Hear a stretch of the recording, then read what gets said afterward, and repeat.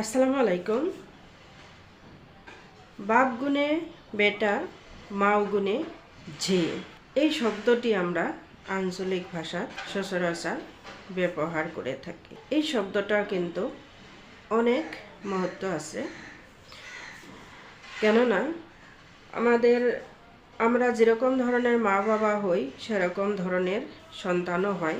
মার মতো মেয়ে হয়, বাবার মতো ছেলে হয়, আমরা বলে থাকি। হয়েও কথাটা, কারণ বংশগত পরিচয় থাকবেই, মা বাবার চরিত্র সন্তানের উপরে থাকবেই, প্রভাবটা পড়বেই। কিন্তু সম্পূর্ণ সত্য কথা নয়, কেননা আমরা মা বাবা যতই ভালো হই না কেন, বা মা বাবা যতই খারাপ হই না কেন, কখনো কখনো দেখবেন ভালো মা বাবার সন্তানরাও খারাপ হয়ে গেছে, আবার দেখবেন কখনো কখনো খারাপ মা বাবার সন্তানরাও ভালো হয়ে গেছে। কেন এই যে তফাৎটা, ভালো মা বাবার সন্তান খারাপ হয়ে গেল, আবার খারাপ মা বাবার সন্তানরাও ভালো হয়ে গেল, এই যে তফাৎটা, এই তফাৎটা কেন হইল?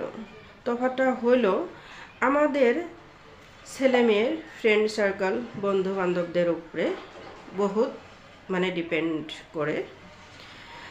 যদি ভালো সন্তানদেরও তিনটা মান যদি খারাপ চরিত্র, দুষ্ট চরিত্র বন্ধু থাকে, তাহলে দেখবেন ভালো সন্তানরাও এই খারাপ চরিত্রের বন্ধুদের সাথে থেকে থেকে খারাপ চরিত্র শিখে ফেলেছে, খারাপ হয়ে বড় হয়ে গেছে, চরিত্রটা ওরা অর্জন করে ফেলেছে।